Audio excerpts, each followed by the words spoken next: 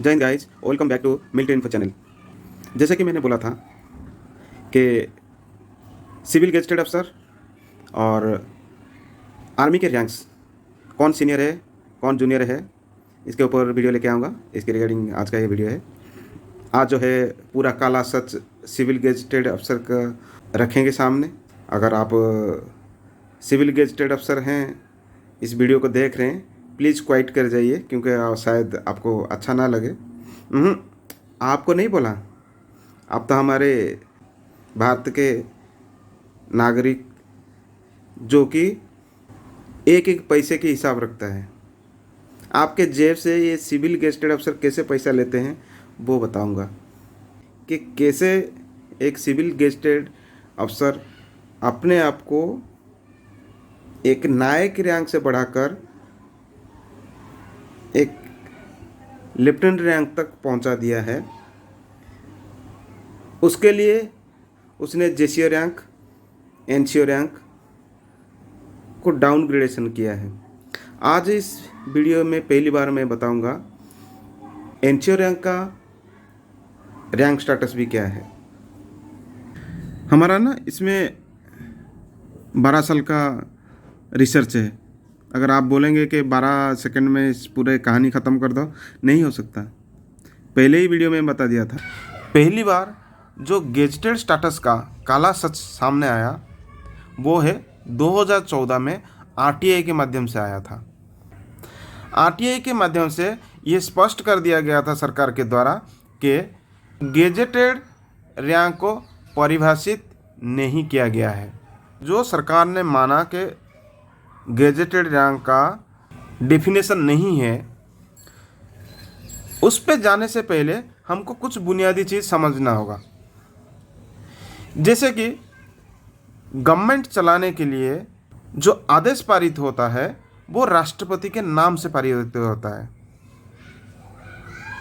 Constitution के article 73 और 77 में द एग्जीक्यूटिव अथॉरिटी होता है, प्रेसिडेंट ऑफ इंडिया होते हैं, लेकिन वो हर चीज़ आके साइन करके एग्जीक्यूटिव ऑर्डर पास करना असंभव है। इसलिए उन्होंने अपना पावर डेलीगेशन किया है थ्रू ऑथेंटिकेशन ऑर्डर 2002। ये डॉक्यूमेंट इन्फो चैनल के जो आर्टिकल है वहीं से डाउनलोड हो सकता है, आप डाउनलोड करके देख सकते हो। ये जो ऑथेंटिकेशन ऑर्डर है वो गेजेट ऑफ इंडिया में पब्लिश हुआ है। प्रेसिडेंट ने पब्लिश करवाया है कि मेरा जो पावर डेलीगेशन है, मेरे ऑर्डर को ऑथेंटिकेशन करने में कौन कौन ऑथराइज्ड हैं। ऑर्डर के पारा 2 में लिखा गया है, this order shall come into force on the date of their publication in the official gazette. All orders and other instruments made and executed, once again, made and executed in the name of president shall be authenticated। यानी कि जो executive orders होते हैं वो president के नाम पर issue होते हैं और उसका ऑथेंटिकेशन कौन करते हैं? By the signature of A secretary, special secretary, additional secretary, joint secretary, director, deputy secretary और अंडर सेक्रेटरी। अंडर सेक्रेटरी तक पावर मिला है प्रेसिडेंट ऑफ इंडिया का ऑर्डर्स को ऑथेंटिकेट करने के लिए। तो ये मान लीजिए कितना नीचे लेवल तक ऑथेंटिकेशन हो सकता है, और जितने नीचे लेवल तक ऑथेंटिकेशन का पावर आ जाता है उतना नीचे लेवल तक करप्शन बढ़ता जाता है। They are thinking they are equivalent to president of India because this authenticated the orders of president। यहीं पर उन्होंने अपना पावर्स को मिसयूज किया है। कैसे किया है? कैसे अपने आप को गेजेटेड रैंक में लेके आए? एक ग्रुप सी एम्प्लॉय, एक group C employee gazetted rank में आके पहुंच गया। आज तक प्रेसिडेंट ऑफ इंडिया ने जितना भी ऑर्डर्स पास किए गए with respect to civil services, को बोला जाता है फंडामेंटल रूल्स। और ये फंडामेंटल रूल्स का जो है एक कंपाइलेशन करके रखा गया है। जब आप एक कंपाइलेशन ऑफ फंडामेंटल रूल्स को क्लिक करेंगे तो ये डाउनलोड हो जाएगा और आपको यहाँ पर सारे चीज़ मिल जाएंगे, सारे चीज़ के डेफिनेशन मिल जाएंगे। पे का डेफिनेशन मिल जाएगा, मिनिस्ट्रियल नॉन मिनिस्ट्रियल सब का डेफिनेशन मिल जाएगा। और इसमें ज़्यादातर अथॉरिटी को कोट करते हुए सारे डेफिनेशन दिए गए हैं। और जहाँ पर कंपाइलेशन हो और अथॉरिटी नहीं हो, इसका मतलब वहाँ पर कुछ ना कुछ घपला है।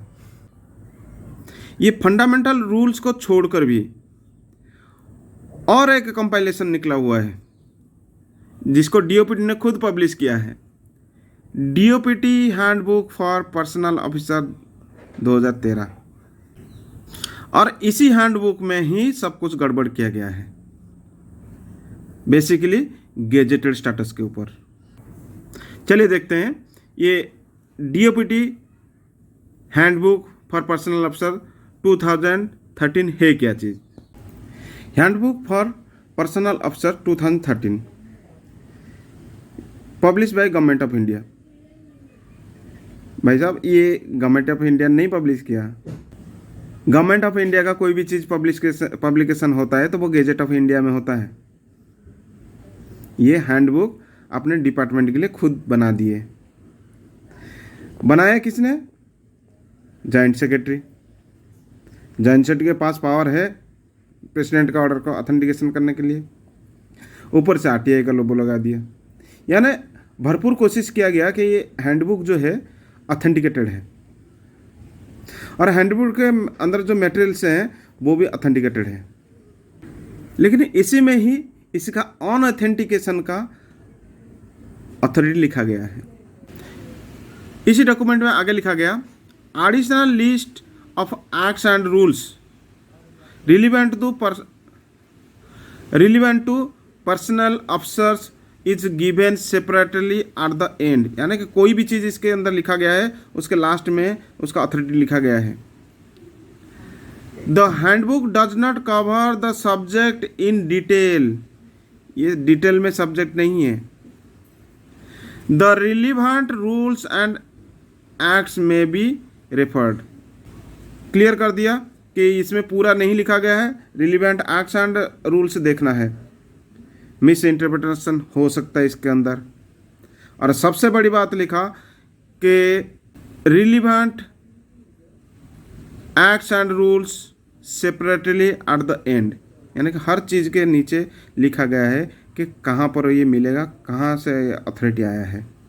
अगर कोई चीज़ लिखा गया है उसके नीचे उसका अथॉरिटी नहीं लिखा गया है, इसका मतलब वो झूठ है, सरासर झूठ है। और उसी झूठ के दम पर ये गेजेटेड अफसर बने हैं।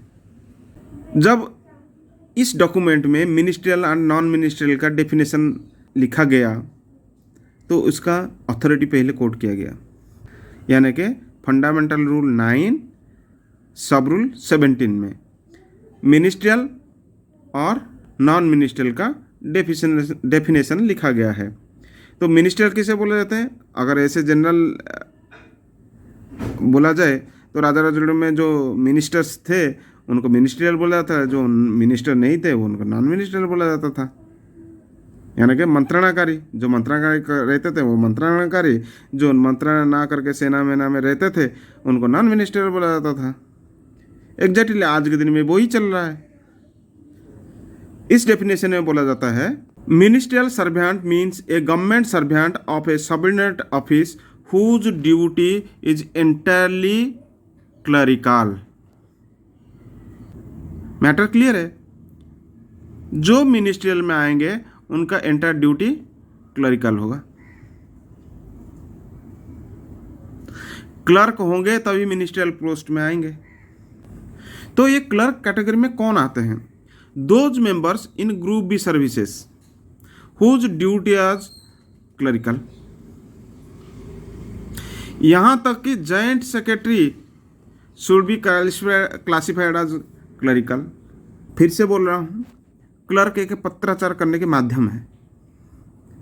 प्रेसिडेंट ऑफ इंडिया कोई ऑर्डर पास करते हैं, उसको ऑथेंटिकेशन करके सिटीजन ऑफ इंडिया तक पहुंचाने के लिए जो नुमाइंदे बैठे हैं वो क्लरिकल कैडर में आते हैं। गेजेटेड स्टेटस देने की नौबत आती है ना, पहले नॉन मिनिस्ट्रियल को दे जाता है, क्योंकि प्रेसिडेंट ऑफ इंडिया से जो भी ऑर्डर आता है वो डायरेक्ट एग्जीक्यूटेड करते हैं नॉन मिनिस्ट्रियल।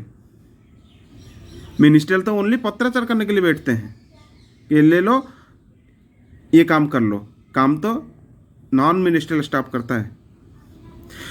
इसलिए हमेशा नॉन मिनिस्ट्रियल स्टाफ को तजब्बू दिया जाता है गवर्नमेंट ऑफ इंडिया में। अरे यही चीज़ इस ये में लिखा गया है, लेकिन इसका कोई अथॉरिटी नहीं है। तो इस हैंडबुक में क्या लिखा गया है? Status gazetted and non gazetted. पहले क्या था? Character of post, ministerial non ministerial, या आप काम करते हो या फिर पत्राचार करते हो। उसके बाद आया स्टेटस, आप गेजेटेड में आते हो या नॉन गेजेटेड में आते हो, और उसका क्राइटेरिया क्या है।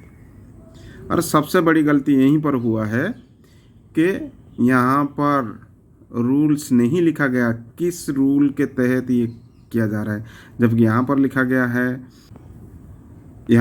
गया है, हर जगह लिखा गया है रूल का, लेकिन जब क्राइटेरिया के बात आता है वहाँ पर कोई रूल का डेफिनेशन लिखा नहीं गया। क्राइटेरिया है क्या? पहले लिख दिया group A, group B, non ministerial and executive post should ordinarily give a gazetted status. इसका अथॉरिटी कहीं पे नहीं लिखा है, लेकिन करेक्ट है। ये एक जनरल कंसेप्शन है, इसको अनरिटन गेजेटेड स्टेटस मान लीजिए। अरे ये सही लिखा गया है, कोई गलती नहीं है, चाहे वो कहीं पे भी आज तक प्रेसिडेंट ऑफ इंडिया ने इसका ऑर्डर पास नहीं किया गया है कि कोई भी पोस्ट को नॉन मिनिस्ट्रियल, जो मिनिस्ट्रियल में होते हैं उनको नॉन मिनिस्ट्रियल डिक्लेयर कर दो और गेजेटेड स्टेटस ले लो। और यही ये काला सच प्रूफ कराएंगे कि कैसे एक मिनिस्ट्रियल अपने आप को नॉन मिनिस्ट्रियल डिक्लेयर करता है और गेजेटेड स्टेटस ले जाता है। दूसरे पार्ट रहा एग्जीक्यूटिव पोस्ट। ऑलरेडी बहुत बार डेफिनेशन बता चुका हूँ आर्मी ऑफिसर का, जेसीओज का, कि प्रेसिडेंट ऑफ इंडिया इनको एग्जीक्यूटिव पोस्ट के तौर पर अपॉइंटमेंट देते हैं, ऑटोमेटिकली वो ग्रेजुएटेड है। दूसरी बात बोलता है to be ministerial post may be gazetted status only on very special consideration. जो ग्रुप बी का क्लरिकल कैडर होता है ना, वो गेजेटेड स्टेटस नहीं है। The officer only had gazetted status before the appointment. तो कोई एक नॉन मिनिस्ट्रियल एम्प्लॉई जो कि गेजेटेड स्टेटस रखते हैं और किसी कारणवश तो उनको कुछ हो जाने के कारण वो फिर मिनिस्ट्रियल पोस्ट में आ जाते हैं, तो उनका रैंक स्टेटस डाउनग्रेड नहीं होगा। The officer already had gazetted status before the appointment. अगर उनको पहले से गेजेटेड स्टेटस मिला हुआ है तो वो गेजेटेड स्टेटस में रहेंगे। अब अपने मुद्दे पर आ जाइए कि सेना के रैंक के ऊपर क्या लिखा गया है। क्लियरली लिखा है द ऑफिसर वाज कमीशन्ड और गेजेटेड अफसर under the orders. Under the orders means president of India के ऑर्डर्स के ऊपर जो कमीशन्ड हैं और गेजेटेड अफसर हैं, दे आर गेजेटेड अफसर। लेकिन अनफॉर्चुनेटली डीओपीटी के कोई भी अफसर कमीशन अफसर को गेजेटेड अफसर मानने के लिए तैयार नहीं है। डीओपीटी अपने बुक्स में लिखने के बावजूद भी इस चीज़ को तजब्बू नहीं देता है और ना कि मानने को तैयार है कि सेना के अधिकारीगण कमीशन्ड है और गेजेटेड अफसर हैं उनके मुताबिक। जब ये बात सामने आया तो ये बात को सीआईसी के सामने लेके पहुंचा। एक नहीं 7 IAS अफसर आए थे। एक आरटीआई एप्लीकेंट, एक साधारण नागरिक, उसको कंटेस्ट करने के लिए 7 IAS अफसर आए थे कि सेना के रैंक जो है गेजेटेड है या नहीं है, और कर बैठे गलती, और इन सब का जो है काला चिट्ठा आज के दिन में खुल चुका है। चलिए देखते हैं CIC ऑर्डर में क्या था, जो कि इस आर्टिकल के पहले ही लिखा गया था कि भारत सरकार ने खुलासा किया है गेजेटेड स्टेटस का कोई डेफिनेशन नहीं है। तो ये सारे क्यों लिखा गया है, चलिए CIC ऑर्डर देखते हैं। CIC ऑर्डर और कहीं नहीं, मिलिट्री इन्फो चैनल में ही मिलेगा, वेबसाइट में पहले ही ये CIC ऑर्डर RTI के माध्यम से स्पष्ट हुआ कि अभी तक भारत सरकार द्वारा गेजेटेड रैंक का परिभाषा नहीं लिखा गया है। चलिए देखते हैं CIC ऑर्डर।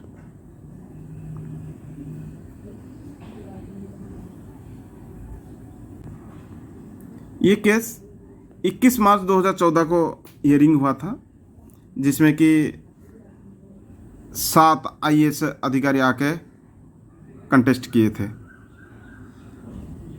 और कंटेस्ट करते टाइम जब फंस गए तब उन्होंने बोला कि भाई गेजेटेड स्टेटस का कोई डेफिनेशन नहीं है। During the hearing, respondent informed that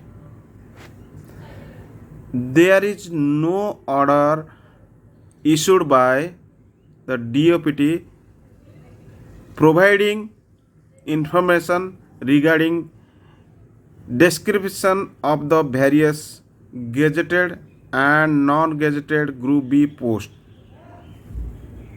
अगर DOPT ने इसको दिया ही नहीं तो वो हैंडबुक था क्या? और हैंडबुक में लिखने के बावजूद गेजेटेड स्टेटस आर्मी का मानने के लिए इनकार क्यों कर रहे हैं? एक तरफ DOPT लिख के देता है कि गेजेटेड स्टेटस का ये डेफिनेशन है, और उसमें आर्मी अफसर्स और JC7 जो कमीशन है वो गेजेटेड हैं और मानने के लिए इनकार करते हैं, और CIC के सामने आके बोलते हैं हमने तो कुछ इशू ही नहीं किया है। ओके, अगर आप इशू नहीं किया है तो what is the definition of gazetted rank? तो आगे वो क्लियर करते हैं DOPT, the classification whether a post is gazetted और non gazetted would be available in the related recruitment rules and service rules of the post, and information would be available with concerned department। Okay, अगर किसी का recruitment rule में, service rule में लिखा गया he is gazetted, then you have to accept that he is gazetted. तो आप कौन होते मना करने वाले कि वो गेजेटेड है या नहीं है? जब आर्मी एक्ट जो पार्लियामेंट में पारित है, जिसमें लिख दिया गया है कि अफसर्स एंड जेसीओज आर गेजेटेड, जब CRPC के 132 में लिख दिया गया कि NCO is a senior non gazetted group B अफसर, तो कहाँ पे आपको डाउट आ रहा है कि भाई ये लोग गेजेटेड स्टेटस होल्ड नहीं करते हैं? रिक्रूटमेंट रूल के वजह से। हाँ, मानता हूँ रिक्रूटमेंट रूल आर्मी का है नहीं, 1950 से आज तक है नहीं। पहली बार 2017 में पे रूल लेके आए, बड़ी जद्दोजहद लगाए थे, उसके लिए जाके पे रूल लेके आए। हाँ, अभी चल रहा है, रिक्रूटमेंट रूल आ जाएगा, लेकिन सर्विस रूल तो है, आर्मी एक्ट तो है जिसमें लिखा जाता है कि गेजेटेड है। ये सिविलियन गेजेटेड अफसर का क्या है? कुछ है इनका गेजेटेड स्टेटस का? है रिक्रूटमेंट रूल, है सर्विस रूल, यहीं पे काला खेल खेला जाता है। वही सारे डॉक्यूमेंट लेके आने वाला हूँ। जो एम्प्लॉय 1988 में ग्रुप C में भर्ती होता था, वो आज के दिन में CGO है। जो CGO या फिर सिविल एम्प्लॉय इस चीज़ को देख रहे हैं, प्लीज़ क्वाइट कर जाइए, क्योंकि आप लोग तो बहुत सारे कमेंट लिखोगे कि हम लोग सीजीओ हैं, हमने यहाँ से सैंक्शन ले लिया, वहाँ से सैंक्शन ले लिया, हम सीजीओ बन गए। कमेंट्स में बहुत सारी बात बताओगे। इससे अच्छा था क्वाइट कर जाइए, क्योंकि आप लोगों ने जब वीडियो पब्लिश किया था तो कोई नहीं बोला था कि army officer is A gazetted, जैसे इज ए गेजेटेड। ना आज तक वो कमेंट में भरा जा रहा है, और भरेंगे भी नहीं, आदत नहीं है ऐसे काम करने के लिए। उस डॉक्यूमेंट में जाने से पहले एक रिक्रूटमेंट रूल का बात बताता हूँ, एक सर्विस रूल का बात बताता हूँ। जो service rule and recruitment rule वो कैसे तैयार किया जाता है, दोनों ही पार्लियामेंट में बनते हैं, किसी बाबू का टेबल के ऊपर नहीं बनता है। It presented in the table of parliament, और ये पार्लियामेंट के प्रोसीजर में लिखा गया है। पार्लियामेंट के प्रोसीजर क्या बोलता है? जैसे राष्ट्रपति ने अपने पावर्स डेलीगेशन किया है to execute the order, to legislate the rules भी पार्लियामेंट ने बहुत कुछ चीज़ जो है गवर्नमेंट ऑफ इंडिया को दिया है, by the way of constitution हो और कोई लॉ बना के दे दिया गया हो। तो कॉन्स्टिट्यूशन में एक आर्टिकल है 309, जिसके तहत सिविलियन सर्विस का service rule and recruitment rule बनता है।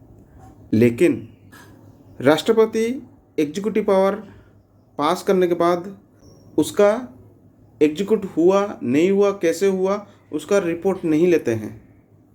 पार्लियामेंट जो सबऑर्डिनेट लेजिस्लेशन दिया है, डेलीगेशन ऑफ पावर किया है, वो बोलता है आप बना तो सकते हो, लेकिन 30 डेज के अंदर मेरे पास आना है, तब जाके वो रूल वैलिड होगा। जब मैं बोल दूंगा कि हाँ दिस रूल इज वैलिड। क्या लिखा गया है उसके लिए? After publication the rule will be laid on the table of the house as soon as possible, minimum 15 days, maximum 30 days. 30 days के अंदर अगर आपने 309 में कोई रूल बनाया है, किसी ग्रुप से एम्प्लॉय को ग्रुप ए में कन्वर्ट कर दिया गया, तो उसको पार्लियामेंट के सामने लेके आना है और अप्रूव करनी है। Statutory orders, more particularly those notified under Article 309 of the Constitution, must be laid before Parliament by the concerned administrative minister, and they will be held responsible for non-compliance of the same. मतलब आप 309 में जितना बनाना है बनाओ, chief secretary से लेके under secretary तक कोई भी रूल बनाओ, मान्य है 30 डेज के अंदर आपको पार्लियामेंट में पहुंचनी है। अगर नहीं पहुंचते हो तो यू आर द रिस्पॉन्सिबल। लेकिन यहाँ पर तब बात आती है कि बिल्ली के गले में घंटी कौन बांधेगा? जिस इंडिविजुअल को पावर दिया गया है कि ऑथेंटिकेशन पावर, वो साइन करके कोई भी डॉक्यूमेंट भेज देता है, it is authenticated, whether it is passed by parliament or signed order by the president। किसी को कुछ पता नहीं है। रूल बनाओ, बांधते रहो, गेजेटेड स्टेटस बांधते रहो, पे बढ़ाते रहो, गवर्नमेंट का खजाना खाली करते रहो। तो चलिए देखते हैं कैसे और कब कब ऐसे काम किया गया। वो भी डॉक्यूमेंट इसी साइट में मिलेगा, सिविलियन स्टेटस। क्लिक करेंगे तो डॉक्यूमेंट सामने, देखते हैं डॉक्यूमेंट में क्या लिखा है। ये जो डॉक्यूमेंट है इसको सीएजी ने पब्लिश किया है, controller auditor generals manual standing order 1988 का है। इसमें रिक्रूटमेंट रूल का गेजेट नोटिफिकेशन का कॉपी दिया गया है। These rules may be called Indian Audit Accounts Department Section Officer, Accounts Section Officer Audit। Doubt नहीं है, गैजेट ऑफ इंडिया में पब्लिश हुआ है, GSR 177/88 में पब्लिश हुआ है। इसके लिए recruitment rule of section officer accounts, section officer audit. और रिक्रूटमेंट रूल में डीओपीटी ने बोला है कि गेजेटेड स्टेटस दिया जाता है। देखते हैं इसमें गेजेटेड स्टेटस क्या दिया गया है। Section officer accounts, section officer audit. Rank status क्या है? General central services group C, general central services group C. Non gazetted ministerial दो बार लिख दिए, डाउट नहीं होना चाहिए। Section officer is a group C employee. Doubt है तो झूठा साबित कर लो इस गजेट नोटिफिकेशन को। सीएजी ने पब्लिश किया है, जीएसआर नंबर लगा हुआ है, जीएसआर 177 12/2/88 को। आज भी ई लाइब्रेरी में मजबूत है और वहीं से डाउनलोड किया है। साबित करो कैसे गेजेटेड ग्रुप भी हो गए। दिखाता हूँ कैसे तो आप ये लोग गेजेटेड स्टेटस में आए।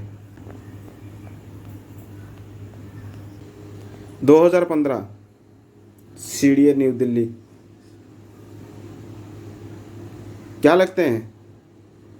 सेक्शन ऑफिसर अकाउंट्स में be redesignated assistant account officers classified as group B gazetted. भाई साहब किस दुनिया में है? ग्रुप सी से नॉन गेजेटेड ग्रुप बी नहीं आया, सीधे ग्रुप बी गेजेटेड में घुस गए। पहले बोला था ना कि मिनिस्ट्रियल नॉन मिनिस्ट्रियल। अगर ये मिनिस्ट्रियल पोस्ट था, इसको नॉन मिनिस्ट्रियल करके गेजेटेड में लेके आए। Assistant account officer non ministerial, section officer तो मिनिस्ट्रियल पोस्ट है। कैसे इसको नॉन मिनिस्ट्रियल ले आए? क्या वो क्लरिकल ड्यूटीज नहीं करते हैं? क्या करते हैं फिर? इस नोटिफिकेशन को आर्टिकल 309 में पब्लिश हुआ। इसका मतलब पार्लियामेंट में गया होगा? नहीं गया। राज्यसभा ने बता दिया, सबने बता दिया, नहीं गया। खुद ही अपने आप डिक्लेयर कर दिए। आरटीआई में मिनिस्टर ऑफ डिफेंस इसके रिगार्डिंग क्या बोलता है बाद में बताऊंगा। पहले और एक बात देख लीजिए। पोस्ट है असिस्टेंट अकाउंट ऑफिसर और ग्रेड पे है 4800। कहीं पे ये अप्रूव हुआ पे कमीशन में? किसी ने अप्रूव करवाया है या फिर अपने आप लिखते गए? डीओपीटी इसके रिगार्डिंग बोलता है। जो अकाउंट ऑफिसर है वो 4600 ग्रेड पे में है। भाई अकाउंट ऑफिसर जब 4600 ग्रेड पे में है, असिस्टेंट अकाउंट ऑफिसर कैसे 4800 ग्रेड पे में पहुंच गया? 4600 ग्रेड पे पर लिख दिए और नोटिफिकेशन पब्लिश कर दिए। इसके रिगार्डिंग जब मिनिस्टर ऑफ डिफेंस को पूछा गया ये है क्या चीज़, आगे देखिए। Account officer non ministerial group B. भाई साहब ये चेंज हो चुका है, अपने आप का ये ग्रुप ये बना चुके हैं। डीओपीटी कुछ अलग कहानी का कह रहा है। अकाउंट ऑफिसर 4600 ग्रेड पे में है। अरे जब अकाउंट ऑफिसर 4600 ग्रेड पे में है, असिस्टेंट अकाउंट ऑफिसर कैसे 4800 ग्रेड पे में चला गया? ताज्जुब मानना पड़ेगा। अकाउंट ऑफिसर अभी तक 4800 ग्रेड पे पहुंचा नहीं, 4600 ग्रेड पे में है, गेजेटेड ग्रुप बी में है। असिस्टेंट अकाउंट ऑफिसर जाके 4800 ग्रेड पे और गेजेटेड ग्रुप बी में पहुंच गया। डीओपीटी क्लियर नोटिफिकेशन दिया है कि इस तरीके से आप रिक्रूटमेंट रूल बनाओगे, जिसमें क्लियरली लिखा गया account officer group B non ministerial 4600 grade pay entry level. आगे डीओपीटी ने लिखा junior account officer 4200 grade pay group B non gazetted. फिर असिस्टेंट अकाउंट ऑफिसर कैसे group B gazetted 4800 grade pay? क्या पार्लियामेंट में पास हो गया? 309 में पारित कर रखा है। आरटीआई में बोलते हैं सेक्शन ऑफिसर जो गेजेटेड रैंक दिया गया उसके लिए नो इन्फॉर्मेशन है ही नहीं।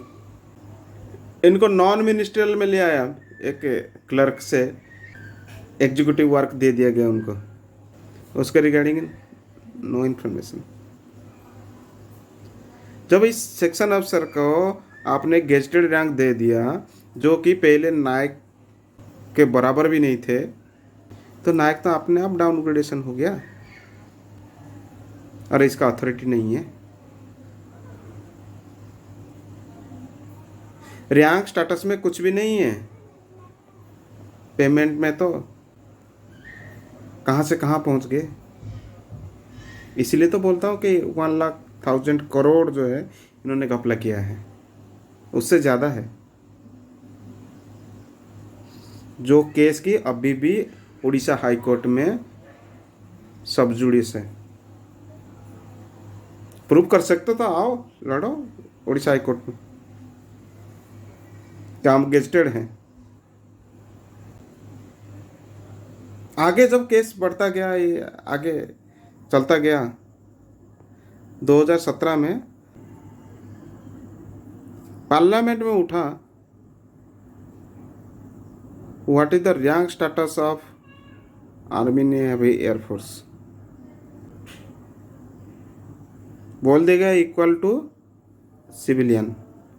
भाई इक्वल टू सिविलियन रहा कब? जो नायक रैंक में थे वो तो जाकर अफसर में बैठे हुए हैं, नायक तो अभी भी नायक है। बैकडोर में सब चल रहा है, कैसे डाउनग्रेडेशन किया जाए रैंक को। एक नायक senior non gazetted group B अफसर है। हम नहीं बोलते, आर्मी एक्ट नहीं बोलता है, सीआरपीसी बोलता है।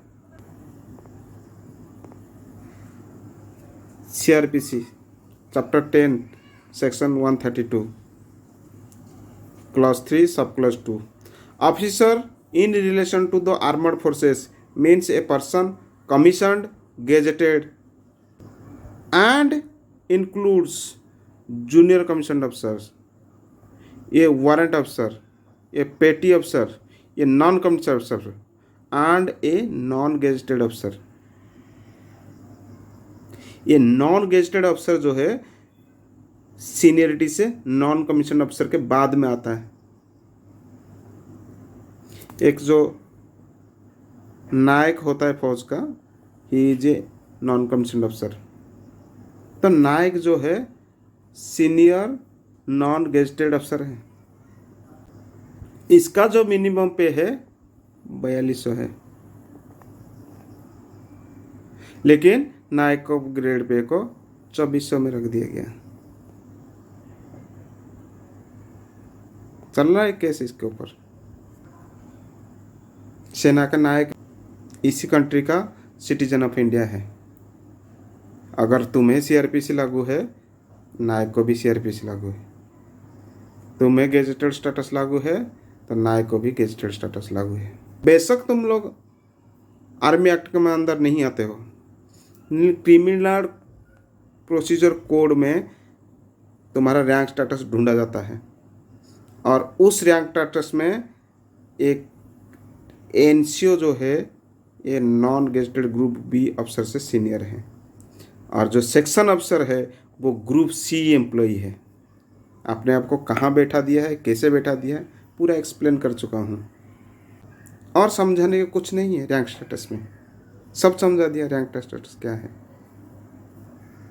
अभी भी नहीं समझ पाए, इंटरनेट में फिर भी देख रहे हो कि कोई आर्मी अफसर रैंक को बोलता है कि गेजेटेड नहीं है, ये तो ऐसे ही हैं। अगर इसमें कमेंट नहीं भरोगे कि आर्मी अफसर्स जैसे गेजेटेड नहीं है, वो बोलते हैं ना कि 3 बंदे ने एक बकरी को कुत्ता बोल दिया तो सब कुत्ता मान लिए, वही कहानी चल रही है। कमेंट्स में भरपूर लिखिए, जहाँ पर भी आता है वहाँ पर लिखिए। नहीं लिखना आता है, इस आर्टिकल का लिंक को उधर पेस्ट कर दीजिए ताकि समझ में आए what is the rank status of Indian army, Indian air force, Indian navy. Thank you for watching this video. अगली बार लेके आऊँगा सिपाही का पे और सिपाही का रैंक स्टेटस क्या है, कैसे है, कैसे एक रेडियो ऑपरेटर आर्मी के साथ आसाम राइफल का ट्रेनिंग लेता है और ट्रेनिंग के बाद वो वारंट ऑफिसर बनता है और हमारा सिपाही रह जाता है। कब से हुआ, कैसे हुआ, कैसे एक क्लर्क जो है आसाम राइफल में हवलदार में भर्ती होता है, आर्मी में अभी भी सिपाही में है, कैसे हुआ, कब हुआ, अगले वीडियो में लेके आऊँगा। तब तक जय हिंद।